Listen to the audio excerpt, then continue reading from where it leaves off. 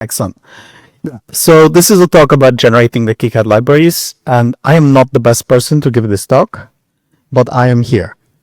So you'll have to deal. So this was very much an enormous team effort. I'll mention a bunch of names as we go through, but like this is not nearly everybody who's worked on this. So like just because a name is not mentioned there doesn't mean they didn't do anything. So I'll be telling you about how our generators work, where they come from, what's happened recently, and where they're going. And before I do that, I want to thank all the librarians, library contributors, library users, developers, and our upstream dependencies, without which, like, it just wouldn't be happening. So you may not know this, but a lot of the KiCad libraries are generated from code. And this means that we have a declarative definition, which is just data, and then we have scripts that turn this into actual KiCad library parts. So we generate the vast majority of our footprints, most of our 3D models, and some of our symbols.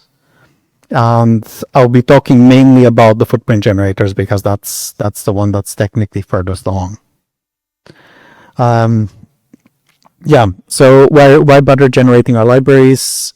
Mainly for our convenience as librarians. So it's much more maintainable to be able to generate things from data than to be editing every single file individually. And it also means that we can be consistent. We can make sure that everything that's generated is generated the same way. It follows the same rules. It meets some standards so that we don't need to check everything individually. And also it means we only need to check the data matches reality. We don't need to check the generator itself. So if we get a non-generated part, which we have to review, then we need to check every single dimension, every single pad assignment, absolutely everything.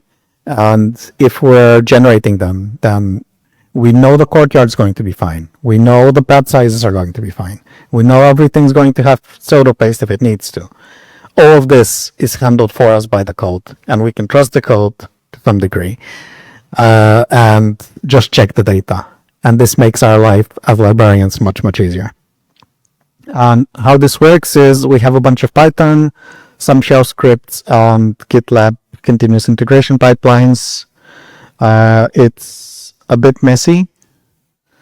It's kind of grown over the years. And under the hood, we use cat query for generating 3D models and KiCad mod tree, which I'll talk about in a bit, for generating footprints. So the distant past, this is like 8 years ago. Distant past in KiCad terms. So there's this library called KiCad mod tree. And this was like a personal project of one of the librarians. And it then got adopted by the KiCad project and is now being maintained by the library team. So this was made by Thomas Pointhuber, also known as Panty, and Oliver Walters, and a lot of other people contributed to this. Like I was like, okay, I'll just look at the Git history and like put a list of names. There was like so many names. It just wasn't viable. Yeah, and for the 3D models, we had EasyW's collection of FreeCAD scripts, which started in about 2015. And this eventually evolved into the current 3D model generators. So what KiCad mod tree is, it's a library and it abstracts parts of footprints. So we have a tree of modes, like a node element can be something like a pad. It can be something like a graphical line.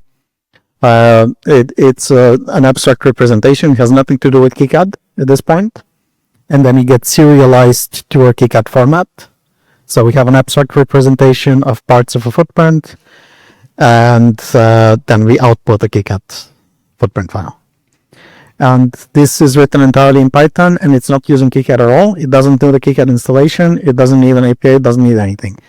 And it's one library, and then there's a bunch of scripts using it that then generate various types of footprints.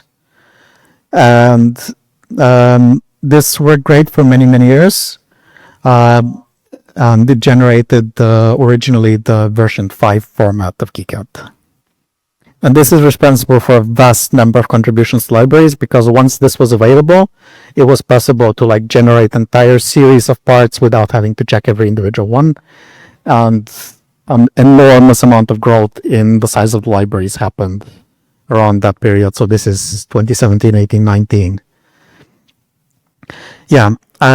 So eventually this led to some problems, because around that period, after a long delay, there was a new version release of KiCad, and then after that there was another one and another one and another one, and they kept coming. And this was a bit of a problem, because our generated formats were still version 5 formats. And this is fine, because KiCad could open them just fine, and people could use them in their works just fine, so this was great. But we wanted some newer KiCad features, and we wanted to make some bigger changes. And this would mean regenerating a lot of parts. And we found that some of the generators would no longer run, because the library that they were based on had changed in the meantime. So this was a problem, and we thought about how to deal with it. And obviously, like, the thing you think about when you see a mess of code is like, rewrite it? No. Like, this would have been a really bad idea, not even in Rust. So instead, we decided to carefully refactor things. So because we wanted to be able to continue handling contributions and continue running the generators the entire time when we were working on things. So we didn't want to break anything. So we started doing like very small incremental updates to things. So we had some problems with arc geometry, so we fixed those. We updated it to a newer format, made it mostly match KiCad so that we wouldn't need to resave it in KiCad to get the latest version. And yeah, we were finally at the point where we would dare to actually make a big change that affects many parts. And the biggest change that we made around this period, and this is around 2023, is we changed the pin 1 indicators on all the parts. So we regenerated pretty much every single IC in KiCad that was generated, and we changed the pin 1 indicators. And this was because a lot of users were having problems, because KiCad's libraries were one of the only implementations that actually implemented a draft IPC standard, which required for 4-sided QFNs that the pin 1 indicator is missing silk. So you had a deleted silk in one corner. Nobody else implemented the standard because it's just ridiculous. Yeah, users hated this, but like, we want to be standard compliant. So then finally, IPC came out with an update to the standard, well, actually a new standard, but that's a different story, which said you can use any pin 1 indicator you like, except missing silk. Sorry, finally. So we then updated everything to have like actual visible pin 1 indicators. And this was like the first time we were using this in anger to regenerate like a whole series of parts, and that worked well. So we got somewhat comfortable with like making big library-wide changes with the generators. So then we started to put some infrastructure together. So we got our GitLab CI running the generator scripts, so that if we made a change that would make something crash, then we'd see this and we wouldn't commit it. So this also gave us some confidence to make changes and see their impact. And we merged the footprint and 3D model generator repositories together. And this has no impact on anybody else, but for us it was much nicer because it meant we could have the data for 3D models and the data for footprints in the same place. And we want to actually like integrate this so that it's actually the same format data. So when we need to define things once, you get a 3D model for free. We're not there yet, but we'll get there. Yeah. And then this enabled us to put in a lot of tests, and we fixed more geometry bugs. We got type safety, we got code formatting, just, the usual DevOps things that software people like. Yeah.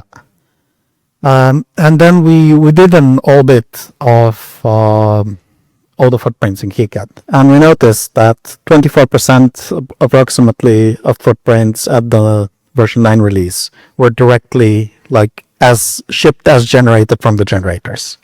But many more had been generated at some point in the past and had since diverged. And some of them had been buggy and they'd been fixed manually. And so if you were to regenerate them, you'd get the bugs back. So yeah, we did this enormous effort where we did a lot of Git archaeology to try and figure out where did every footprint actually come from. And we got every generator running, and we made them all run in CI. And then we found all the bugs that had been manually fixed, and we fixed them in the generator. And we actually found that we'd lost some generators to history, like the code had never been committed, but it had been run, and the output had been committed. So then we went digging and we found all that code, and we found many, many more generated parts. So then we were like, okay, we've regenerated everything in the library now, and we're gonna ship this in a point release where anything explodes. So this is what happened.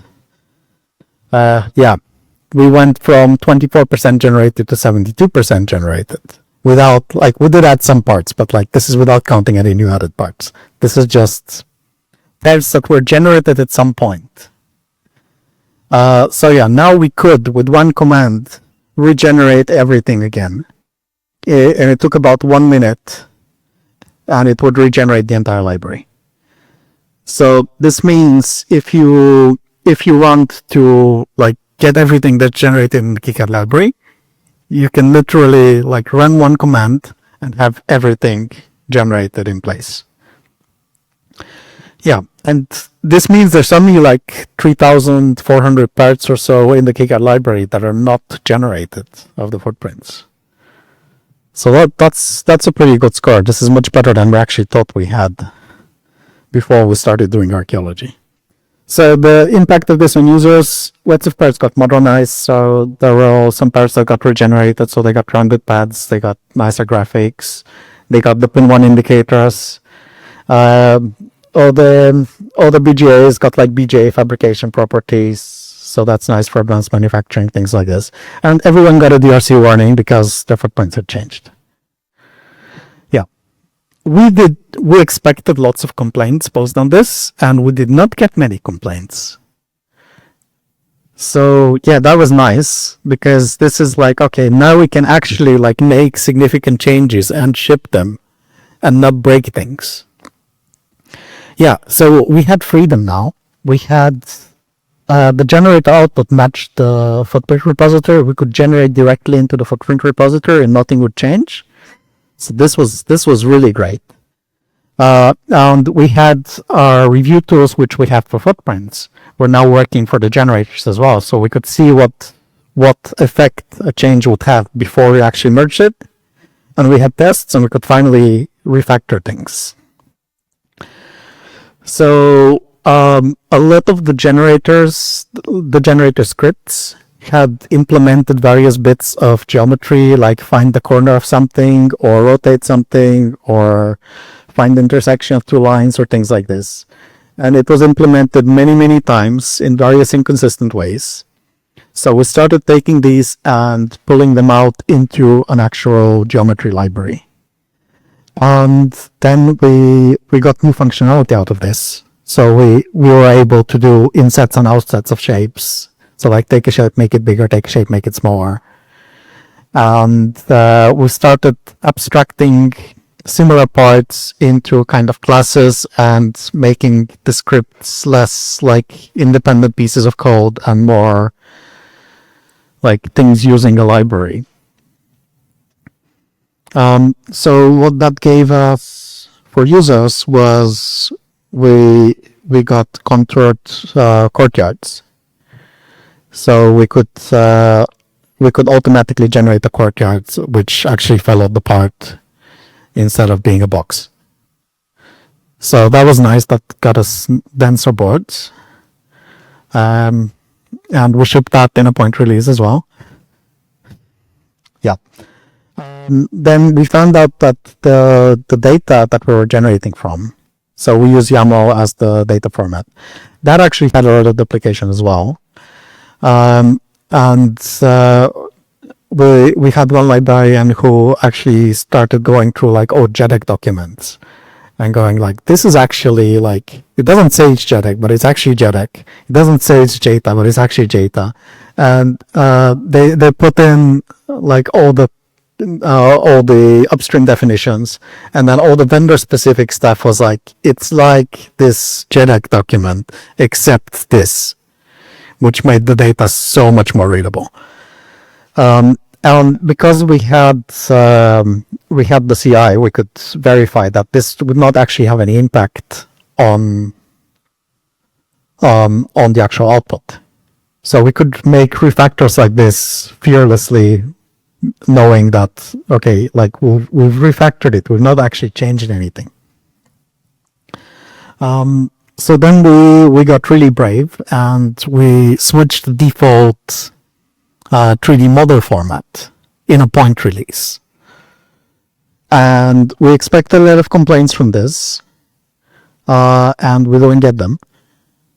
So that's nice. Yeah, the reason we did this, so at the there's a historical kind of background to 3D models in KiCad.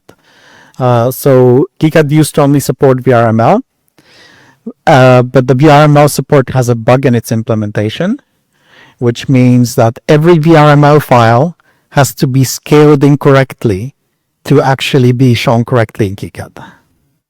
This is, inches are to blame. Yeah. And then we eventually got step support in KiCad. And ever since, we've been shipping both VRML and step files.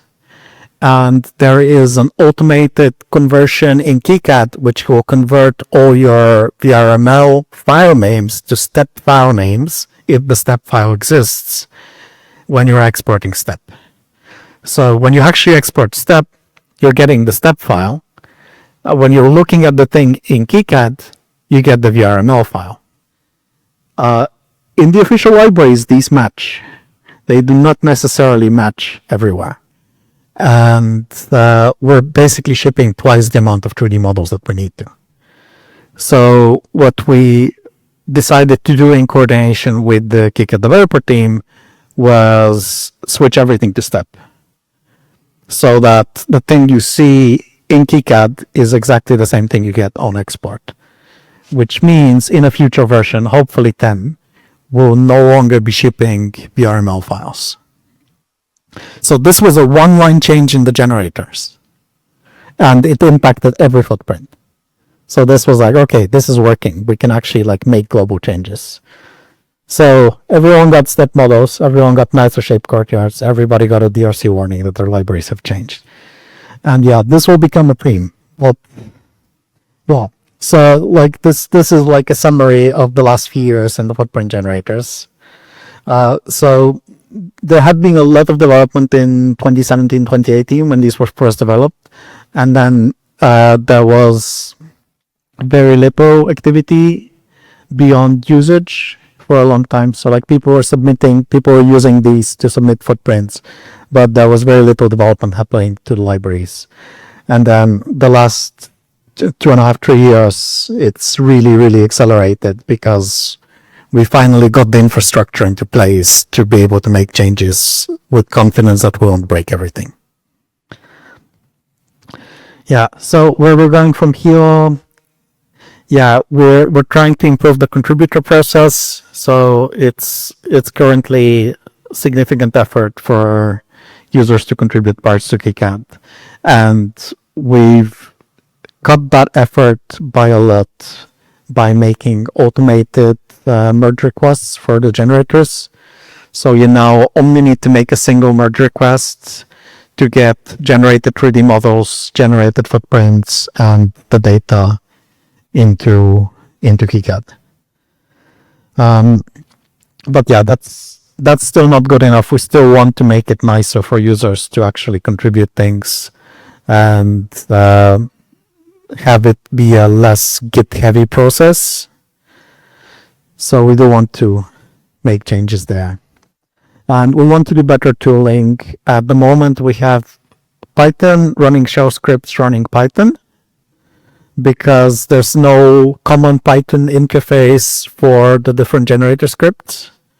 And we want to unify this. We've started unifying them, but we're not there yet. So we currently have a layer of shell scripts running Python, which works, but it kills our performance. So it takes like 1 minute now, and it could take maybe 12 seconds. We're not super worried about this because, yeah, so on a fast computer, it takes a minute. In GitLab CI, it takes 4 minutes.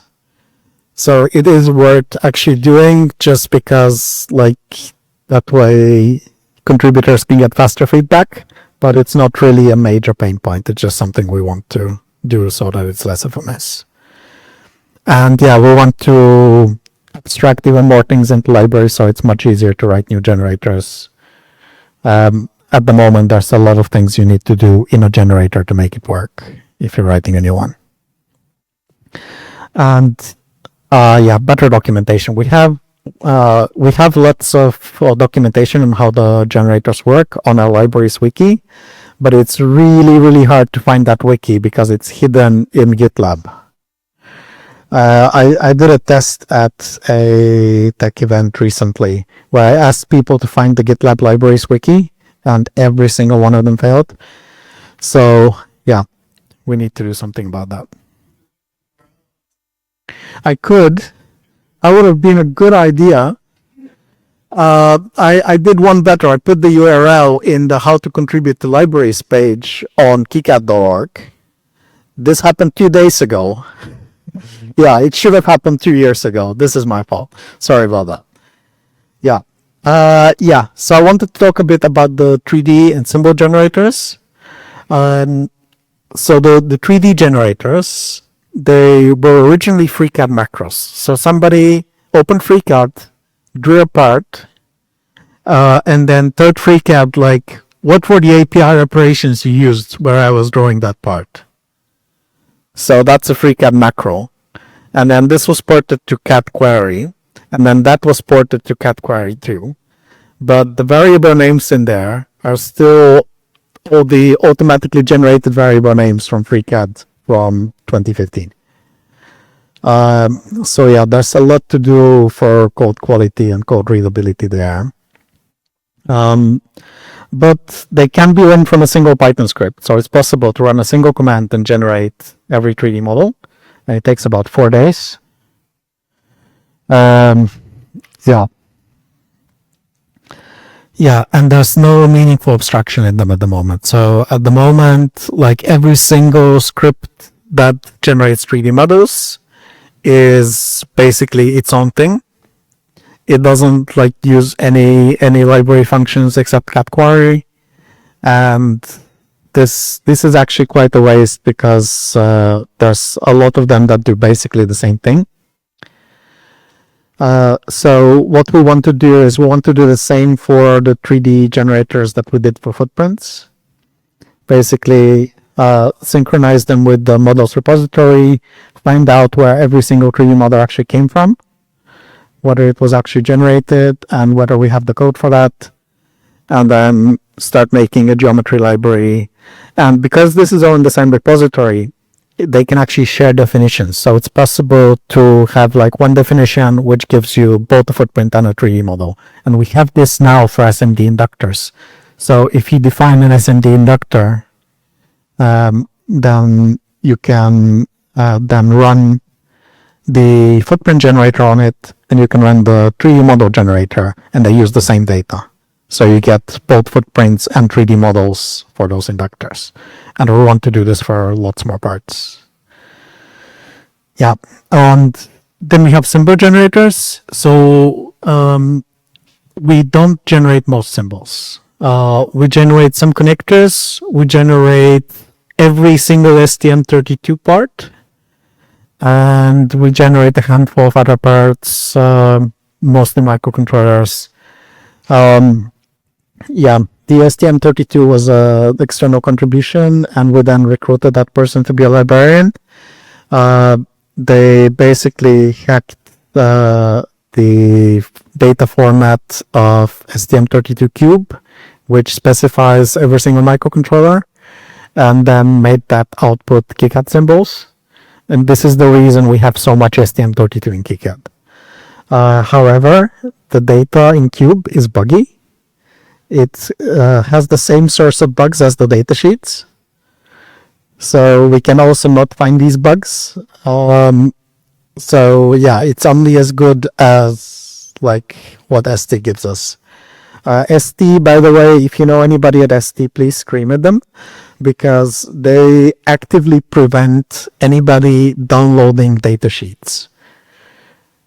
So yeah, they do like browser detection before they let you download a datasheet, so you cannot like even check whether a datasheet exists without some major tricks. Yeah, so for the symbol generators, we actually abuse our tools that we use for checking contributions. So it's much less capable than this nice node-based system that we have for footprints. So what we're thinking of doing is actually modify the KiCad Metry, the node-based system, to also output symbols, because we have so much infrastructure there that it would make sense to reuse it. So yeah, we need your help with all this. If any of you are interested in doing any of these things, we are always looking for librarians and contributors. So yeah, on the generator side, we have for Python, obviously, we have GitLab CI. GitLab keeps getting buggier and buggier because of vibe-coded critical infrastructure. And we need to keep dealing with that. We need code review. There's a lot of people who are contributing generator code, and somebody needs to check like the quality of that code and whether it makes sense. And yeah, we could use detective work, people who like digging through Git history and going across like several forges and repositories to see like, where did this actually come from? Like, is there like, did that get copied from something else? Maybe this has happened. Yeah, and obviously data review, because lots of people are contributing parts and we are keeping up, but just barely. So like this is like a wider library issue and not really generator specific, but lots of people use KiCad and lots of people contribute parts to libraries. And every single part in the library was contributed by someone and checked by someone else. And we could always use help with checking these contributions. So yeah, this was a very short talk. I want to thank again all our librarians, our library developers, our library contributors, the KiCad developers, KiCad users, cat query, Python, the per GitLab people forced to deal with AI crap. And also this year, for the first time, we have some library tasks also sponsored by NRNet, which Wayne mentioned in the talk yesterday. So thank you to them as well. And I'd appreciate if you thank them also.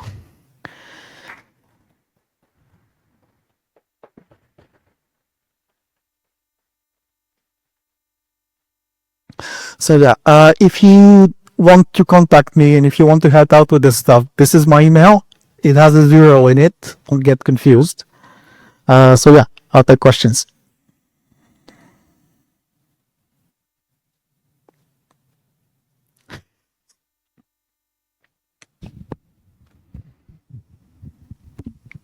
Yeah, just a comment. So what Clement did not mention is that we have changed pin 1 indicators again, and we regenerated those symbols again this year. But yeah, it was again a huge refactor and a lot of code unification, and it was also a fun thing to review. You have a question, Link?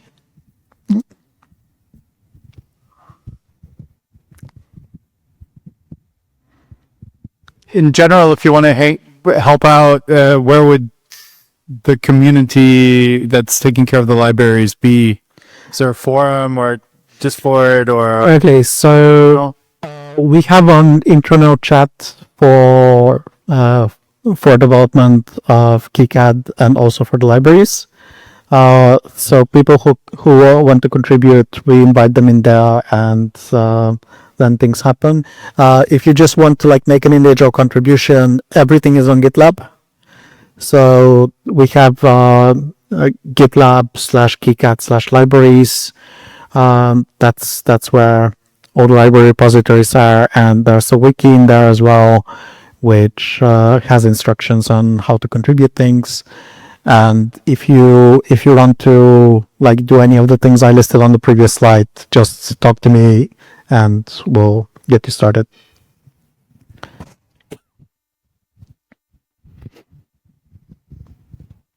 Okay, thank you, Clement.